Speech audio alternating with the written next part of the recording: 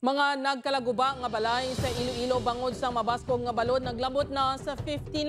Samtang PWD maswerte nga nakaluwas matapos matumbahan sang dako nga puno sang kahoy ang ilang balay sa Uton. Ini ang gintutukan ni John Sala. Mabudlay ang sitwasyon ni Manang Ernie diri sa Barangay Hall sang Barangay Kagbang, Uton. Diri ini gindala pagkatapos ang rescue sa sulod sang iya nawasak nga balay. Natumbahan sang dako nga puno sang kahoy ang iya balay samtang nagabubo ang mamunog nga ulan kay inasang tungang gabi. Halos hindi ni makahulag bangod sa iya balatian apang dako sa gihapon ang pagpasalamat sini bangod maswerte nga nakaluwas sa katalagman. Duwa lang silang magkaupod sang iya bata sang natabo ang insidente. Katulog ko na alas 12 sa gabi. Natumba ang kahoy. Tapos inpuka ko sa bata ko, ambil ko rente ka garagamak. Dalisin ko na ito ang atok ang balay ng garagamak.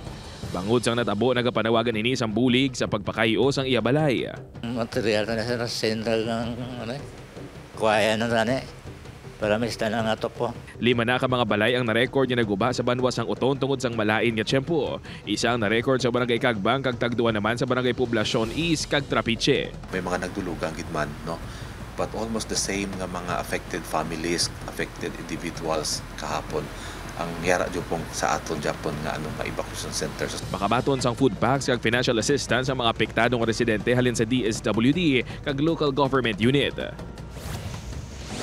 Padayon niya nakaalerto ang mga residente sa coastal barangay sa Iloilo City bangod sa mabaskog nga balod kag hangin. Subong na aga, alas 6, hatid na kami din sa nagabantay kami sa pansang dagat. Kung may mga dagko ng mga kahoy, ginapangwa sa mga tanod ko.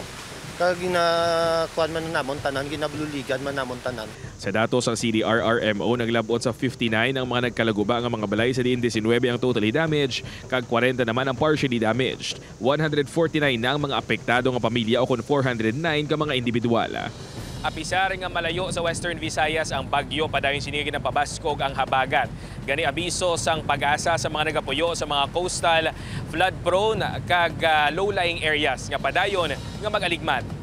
Kinalanta naton nga tomorrow morning magwa na sa par ang aton nga si Typhoon Karina, so possibly by tomorrow expect naton nga medyo makapatsagya kita ka mga mabalod, pero by the next following days possibly maka-experience na kita kang slight to moderate possibly sa mga mabalod. Wala man sang gale warning sa Western Visayas apang abiso sang pag-asa, ilabi na sa mga magagmay nga sakayan nga likawan anay ang pagpalawod. Upod kay Hans Desierto, John Sala, 1 Western Visayas.